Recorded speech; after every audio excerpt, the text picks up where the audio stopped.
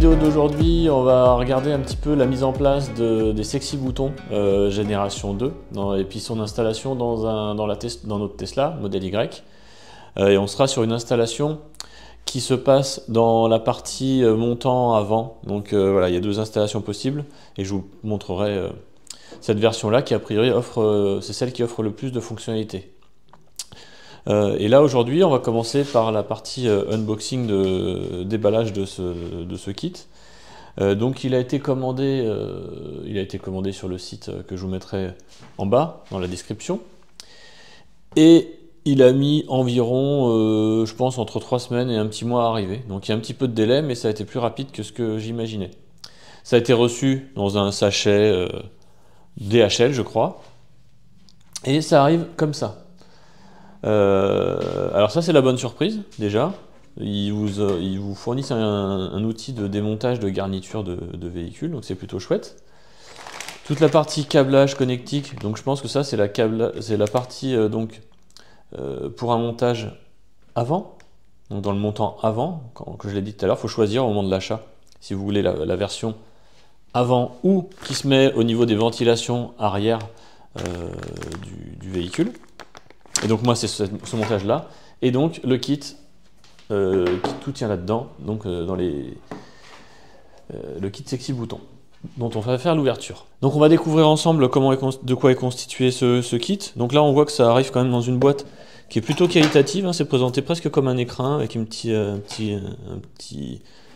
ruban ici pour procéder à l'extraction. Donc ils positionnent leur produit comme étant un produit quand même assez haut de gamme. Alors haut de gamme déjà au niveau du prix, effectivement ils le donnent pas, donc ça apparaît comme ça. Et lorsque vous dévoilez donc les sexy boutons, donc j'ai pris la version 4 boutons, voilà, donc ça arrive dans ce petit emballage en mousse. Donc vous avez ici le contrôleur et ici les 4 boutons. Voilà, avec un double face à l'arrière. Et donc, une petite loupiote quand vous appuyez dessus. Le contrôleur en lui-même, c'est quelque chose qui est ultra léger, ça fait quelques grammes. Et on retrouve sa seule et unique connectique. Qu'on voit là.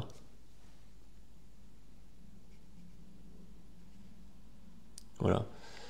Bon, c'est ça qu'on ira installer, donc on se rend compte que c'est très peu encombrant, et donc voilà, il va falloir qu'on trouve de la place pour tout ce petit monde dans la voiture, dans le montant. Et enfin,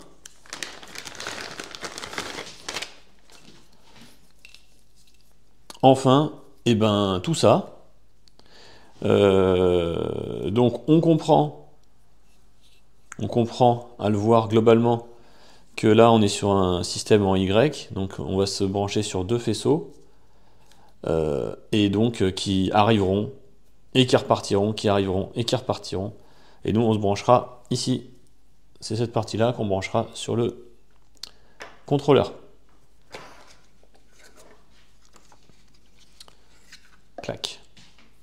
Voilà, et tout ça, il faudra qu'on arrive à le planquer pour pouvoir refermer notre garniture de montant avant passager. Voilà, donc on se retrouve tout à l'heure pour la partie installation à bord, puis configuration et peut-être quelques essais, quelques fonctionnalités qu'on mettra en place. Avant de finir, vous l'aurez peut-être vu, mais dans la boîte, bien gentiment, ils vous mettent des petits autocollants, donc que vous pouvez mettre en dessous de votre sexy bouton pour l'illustration. Donc par exemple l'ouverture du coffre, etc. Bon voilà, c'est à vous de trouver vos propres illustrations, mais donc voilà, pour toutes les fonctionnalités, vous pouvez vous amuser à coller ça en plus. C'est quali, c'est un double face 3M. Voilà, ils se moquent pas de nous. Allez, à tout de suite pour la suite du montage. Bon alors on va attaquer l'installation du commandeur. On va attaquer l'installation du commandeur dans la voiture. Pour ça, première étape, donc ça se situe, donc on a dit qu'on faisait une installation côté montant avant, donc ça se situe côté du passager, quelque part par là, la connectique. Donc on va essayer d'aller y accéder. Première étape, par sécurité, et puis parce qu'on intervient sur les sur les bus de la voiture, on va couper le courant de la voiture.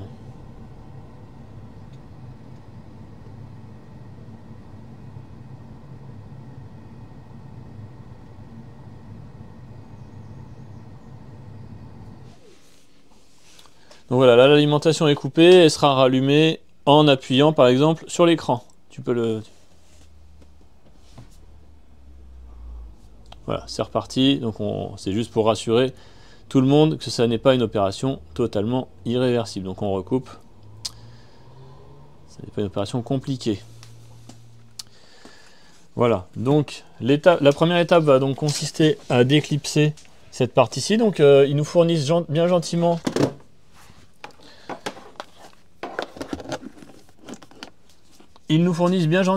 cet outil qui est fait pour qui est un démonte garniture. Donc là je commence par enlever par choix, finalement j'enlève cette partie-ci qui me semblait être superposée à ça.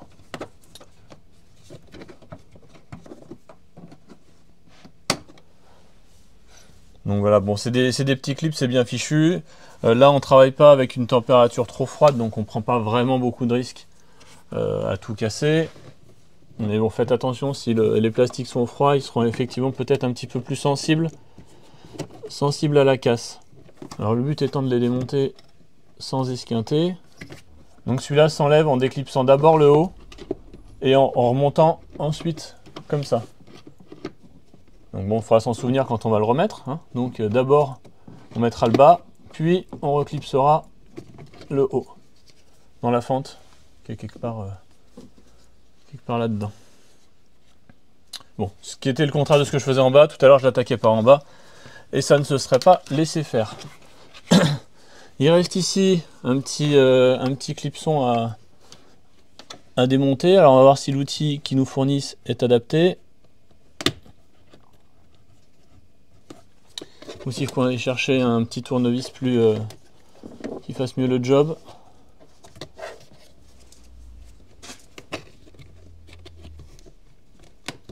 Voilà, ça a parlé, ça s'est décroché. On va essayer de le démonter pour pas le perdre. Voilà, on l'a avec nous.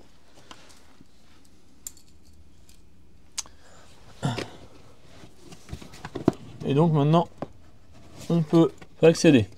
Donc là, j'enlève aussi ce petit clip.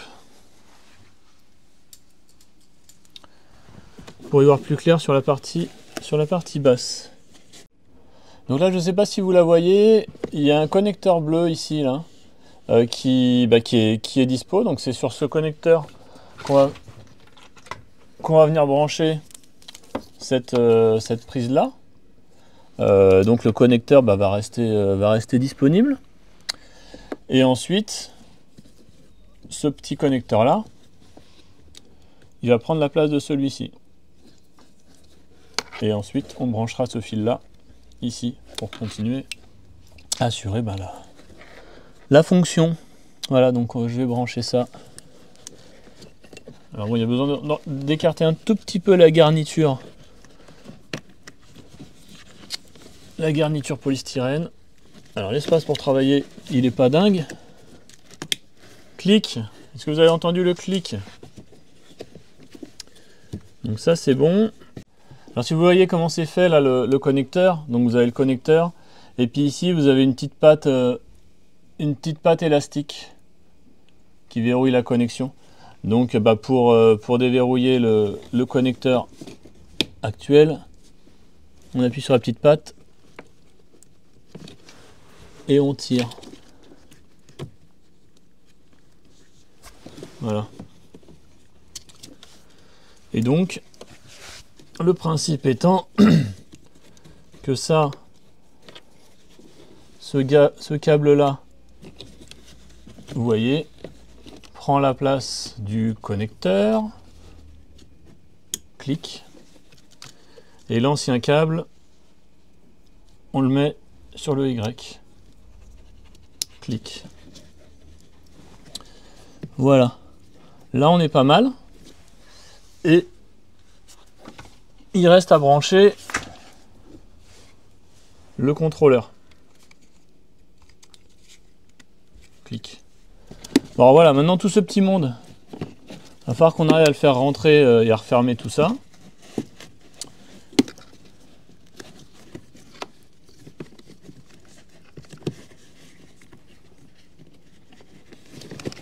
On va essayer de faire au mieux pour que ça ne gêne pas. Le contrôleur, on sent qu'il y a de la place. Tu vois toujours, il y a de la place là-bas derrière. Donc là, tiens, tenez, regardez, hop, il y a une petite loupiote. Alors bon, courant coupé, bon, oui, ok. Je pense qu'on n'a pas tout à fait tout coupé là. Hein.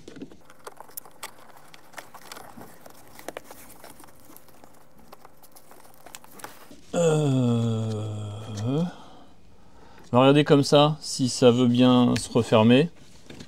Et sinon, on ira essayer de ranger ça un petit peu mieux. Donc je vais remettre le petit clip ici. Donc pour le remettre, c'est simple. Position tirée.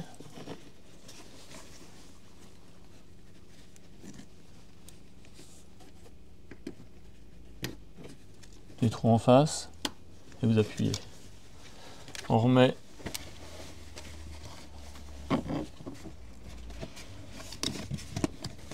On remet ça.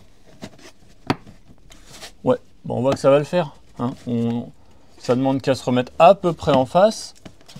Mais à ce niveau-là, voilà, là où j'ai déplacé la garniture et la mousse de polystyrène, là, bah, ça a l'air de bien vouloir se comporter. Donc voilà, je vais remettre le petit clip aussi ici. Bon, c'est légèrement sous tension, hein, mais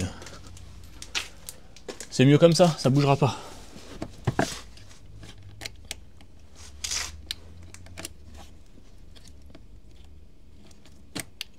Pareil, donc hop, clipsé, clac. Et il nous reste donc les deux caches. Donc celui-là, bah, on refait dans le même ordre. Hein.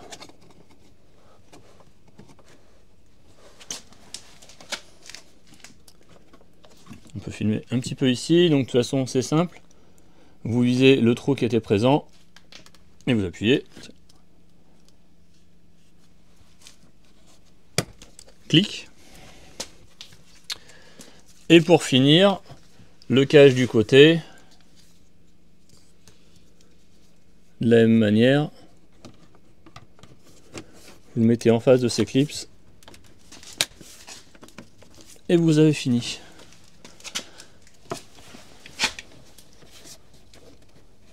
Il reste le joint de porte à remettre. Dans l'ordre, je me souviens plus, il était peut-être remis avant, ce qui n'est pas gênant, devrait arriver.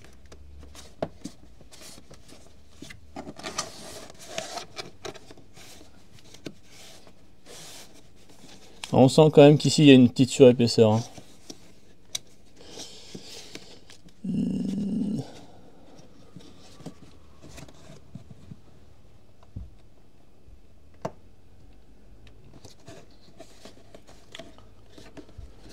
Un truc qui va pas là. Donc là il y avait une surépaisseur, c'était un clip que j'avais pas correctement repositionné. Donc là c'est bon, on peut remettre le joint de porte correctement.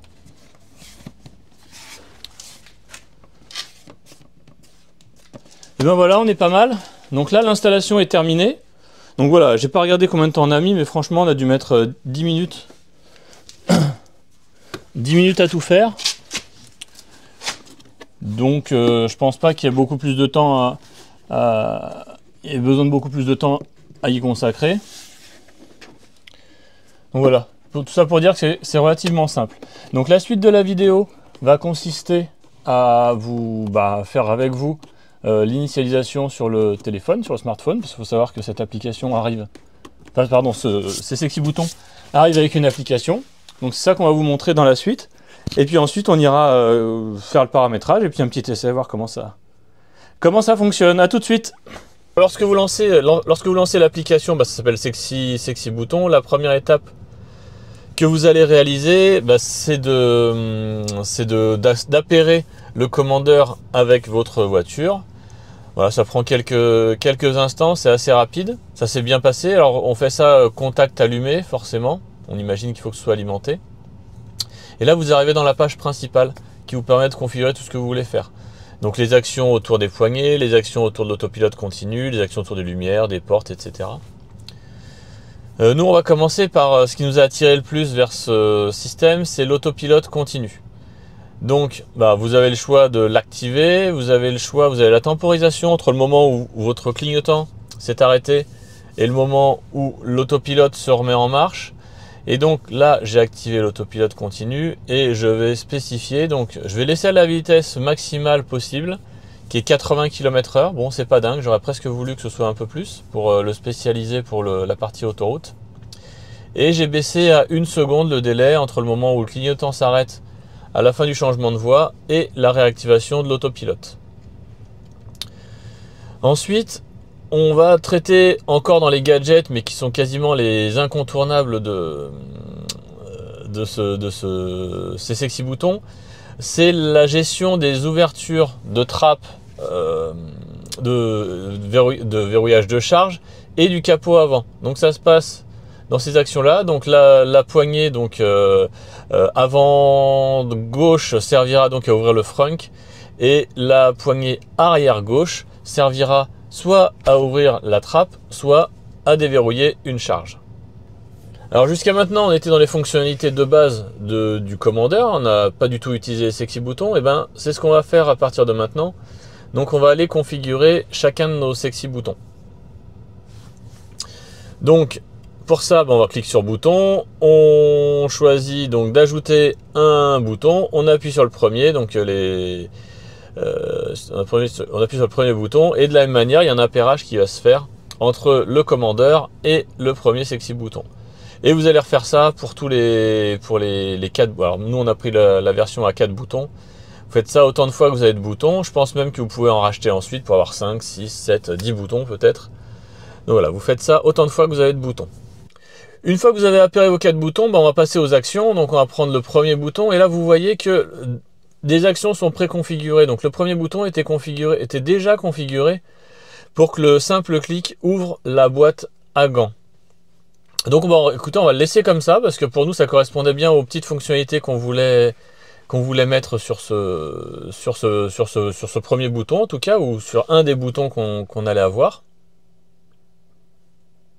Et vous voyez qu'il y a donc d'autres actions possibles, le double clic et l'appui long.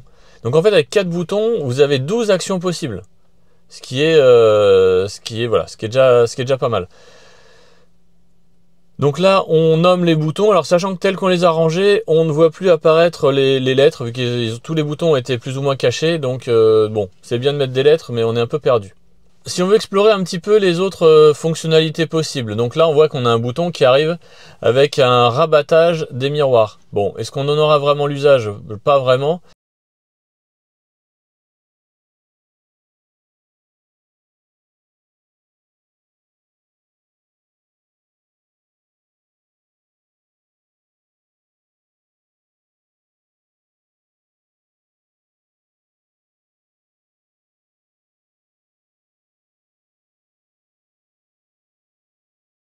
Donc là, vous pouvez renommer l'ensemble de vos boutons comme vous le souhaitez. Nous, on s'est contenté de leur donner des petites lettres. Donc ça, pareil, on a de préconfigurer sur un des boutons la diminution du freinage régénératif qui ne nous intéresse pas vraiment. On continue le renommage. Et donc tel qu'ils l'ont configuré, en fait, vous avez un bouton up, un bouton down, ce qui représenterait un petit peu un fonctionnement de palette au volant. Donc vous en mettriez un bouton derrière chaque volant et vous auriez un plus, un moins, comme ça se fait sur certaines voitures pour le réglage du frein régénératif. Bon, on n'aura pas cet usage-là. Regardons tout ce qu'on peut faire avec l'autopilote. Donc voilà, vous avez possibilité d'activer l'autopilote pour fixer la vitesse max autorisée. Pour l'instant, on va pas rentrer dans ce niveau-là de détail, mais vous pouvez voir qu'il y a quand même pas mal de possibilités qui sont offertes autour de ces fonctions d'autopilote. Donc là où il y a le 0 qui s'affiche, là, ce sera votre vitesse. Et vous pouvez donc, en cliquant dessus, afficher tout un panneau de contrôle de votre utilisation. Donc voilà, la charge, le niveau de puissance utilisé, le couple utilisé, moteur avant, moteur arrière, la régénération, voilà. Donc ça, on fera un petit bout de vidéo dédié à ça. Et également, sur la page d'accueil, vous avez un dashboard que vous pouvez personnaliser, donc selon plusieurs dispositions. Et là, en particulier, on va s'intéresser par exemple à des informations type température de batterie. Là, on voit apparaître également, alors on va pas le mettre en temps réel, ça va nous déprimer, mais la dégradation de la batterie. Donc là, qu'on voit qu'il y a presque 3% après ces 15 000 premiers kilomètres. Et donc voilà, vous avez un certain nombre d'informations. Donc là, on va afficher la température de la batterie. On va lancer, donc on va ajouter un bouton qui permet de lancer le préconditionnement de la batterie.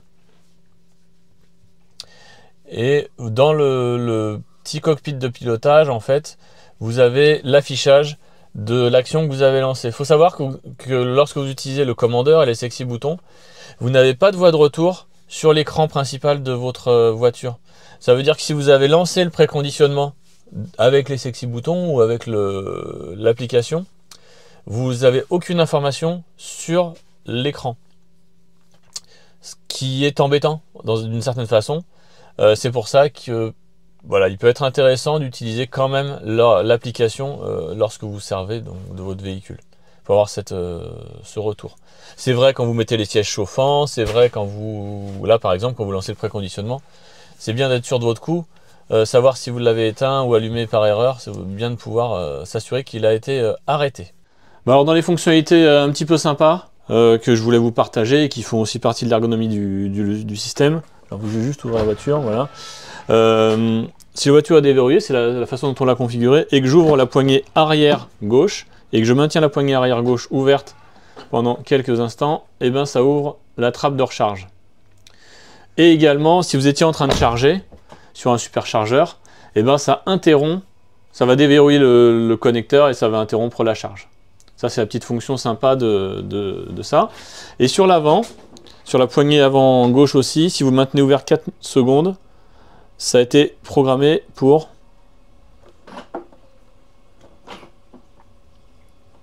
si vous maintenez ouvert 4 secondes, c'est programmé pour ouvrir le frunk. Donc de la même façon, si vous avez besoin d'ouvrir le coffre avant, plus besoin de vous contorsionner ou d'utiliser l'application qui est dans la voiture. Voilà, c'est les petites fonctions, on apprendra à en découvrir d'autres, certainement. Peut-être que vous en aurez vous aussi à nous proposer. Donc là, on va utiliser l'application en mode circulation, donc on voit que ça vous affiche la vitesse avec un compteur qui est sensiblement plus grand que l'affichage sur votre écran principal.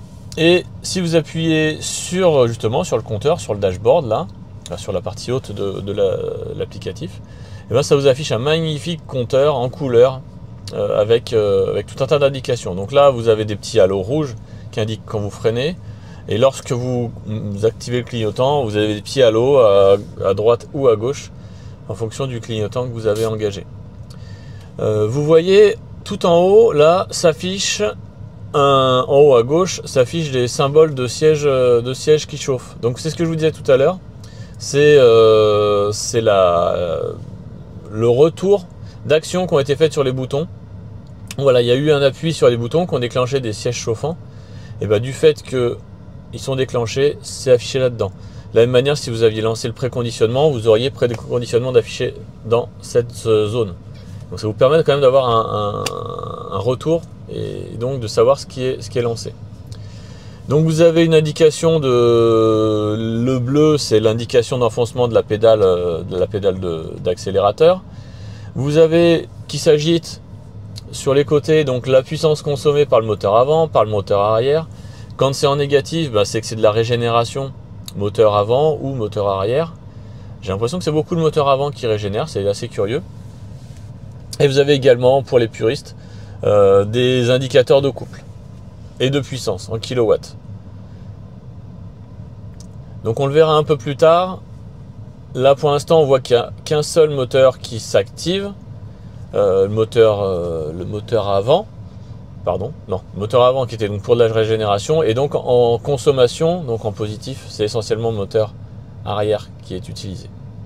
Donc là on va être dans une phase où on va pouvoir avancer, et c'était pour vous illustrer les deux moteurs qui s'activent lorsque lorsqu'on accélère. Donc là, vous avez les deux moteurs en fonction.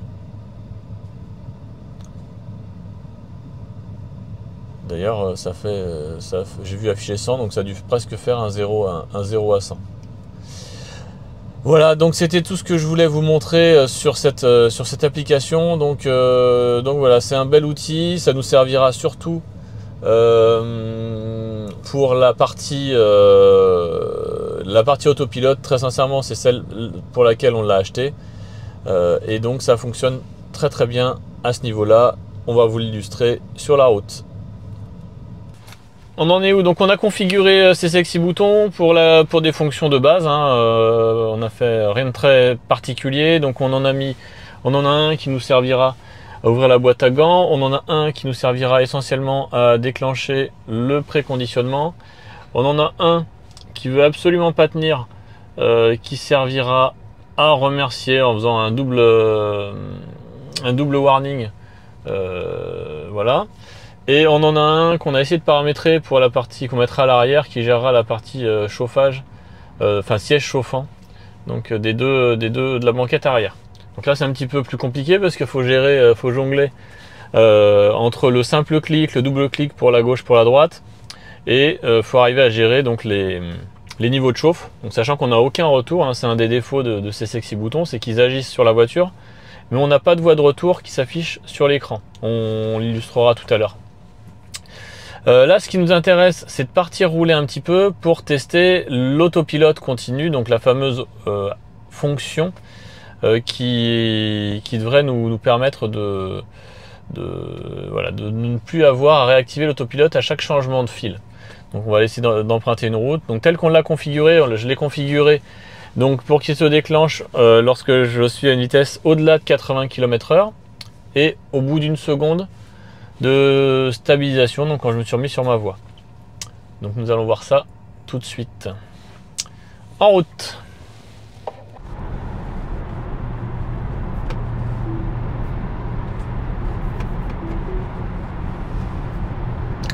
Donc là on s'est positionné à 80 km/h, c'était le seuil auquel que j'avais renseigné.